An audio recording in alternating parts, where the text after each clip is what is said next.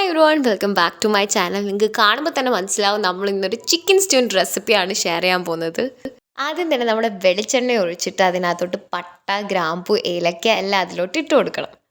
Spices ഒക്കെ നല്ല മൂത്ത് വരുമ്പോഴത്തേനും അതിനകത്തോട്ട് നമ്മുടെ വെളുത്തുള്ളി ചെറുതായിട്ട് അരിഞ്ഞത് ആഡ് ചെയ്ത് കൊടുക്കാം.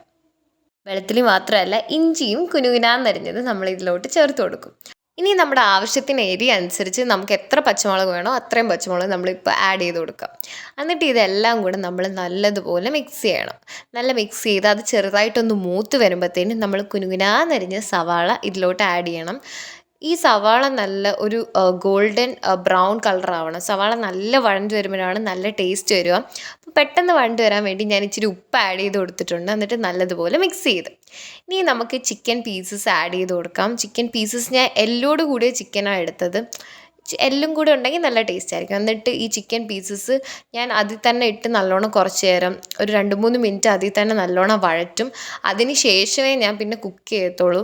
അതാകുമ്പം ചിക്കൻ്റെ സ്റ്റോക്കൊക്കെ ഇറങ്ങി നല്ല ടേസ്റ്റ് ആയിരിക്കും. ഇതിലോട്ടാണ് നമ്മുടെ വെജിറ്റബിൾസായ ഉരുളക്കിഴങ്ങും ക്യാരറ്റും നമ്മൾ ആഡ് ചെയ്ത് കൊടുക്കുന്നത്. എന്നിട്ട് അതും ഞാൻ ഇതിൻ്റെ കൂടിയിട്ട് നല്ലതുപോലെ മിക്സ് ചെയ്യും. ഇതെല്ലാം നല്ലോണം മിക്സ് ചെയ്തിട്ട് ഇതൊക്കെ വേവാനുള്ള ആവശ്യത്തിന് വെള്ളം ഞാൻ ആഡ് ചെയ്ത് കൊടുക്കുന്നുണ്ട്. എന്നിട്ട് ഞാൻ ലിഡ് ക്ലോസ് ചെയ്യും. എന്നിട്ട് ഇത് വേവുന്ന സമയം കൊണ്ട് വേറൊരു പാൻ എടുത്ത് നമ്മൾ ആവശ്യത്തിന് എണ്ണ ഒഴിച്ചിട്ട് നമ്മൾ ആഡ് ചെയ്യാൻ പോകുന്നത് കാഷ്യൂസാണ്, കശുവണ്ടി. നിങ്ങൾക്ക് വേണമെങ്കിൽ ആഡ് ചെയ്താൽ മതി, ഓപ്ഷനിലാണ്. ഇനി നല്ല ഫ്രൈ ആകുമ്പോൾ അത് മാറ്റി വെച്ചിട്ട് പിന്നെ നമ്മൾ ചേർത്ത് കൊടുക്കുന്ന ചെറിയുള്ളിയാണ്. ചെറിയുള്ളി നല്ല ബ്രൗൺ ആവുന്ന വരെ നല്ല വഴറ്റണം. എന്നാലേ നല്ല ടേസ്റ്റ് ആവത്തുള്ളൂ. പക്ഷെ കരിഞ്ഞു പോകരുത് കേട്ടോ. അത് കഴിഞ്ഞിട്ട് നമ്മൾ കറിവേപ്പിലയാണ് ഇടുന്നത്. കറിവേപ്പിലയും ഈ ചെറിയുള്ളിയൊക്കെ കൂടെ നല്ല മൂത്ത് വരുമ്പോഴത്തേനും നമുക്കിത് മാറ്റി വെക്കാവുന്നതാണ്. നമ്മുടെ കറിയിലോട്ട് നമ്മളിത് ലാസ്റ്റാണ് ആഡ് ചെയ്യുന്നത്. അപ്പോഴത്തേന് ചിക്കനും ആ വെജിറ്റബിൾസൊക്കെ നല്ല കുക്കായിട്ടുണ്ടാവും. അതിലോട്ട് നമ്മൾ പാലാണ് ആഡ് ചെയ്യുന്നത്. സാധാരണ സ്റ്റൂവിൽ നമ്മൾ തേങ്ങാപ്പാലാണ് ആഡ് ചെയ്യുന്നത്. പക്ഷെ ഞാൻ ഇവിടെ പാലാണ് ആഡ് ചെയ്യുന്നത്. പക്ഷേ ടേസ്റ്റിന് ഒരു കുറവില്ല, ഞാൻ ഗ്യാരണ്ടിയാണ്. നിങ്ങൾ ട്രൈ ചെയ്ത് നോക്കും, നല്ല അടിപൊളി ടേസ്റ്റ് ആയിരിക്കും. എന്നിട്ട് നമ്മൾ നല്ലതുപോലെ ഇതൊക്കെ നല്ലോണം മിക്സ് ചെയ്തതിന് ശേഷം നമുക്ക് ഇതിനകത്തോട്ട് 2 ഐറ്റം കൂടെ ആഡ് ചെയ്യാനുണ്ട്. ആദ്യത്തെ ഐറ്റമാണ് നമ്മുടെ കുരുമുളക് പൊടി.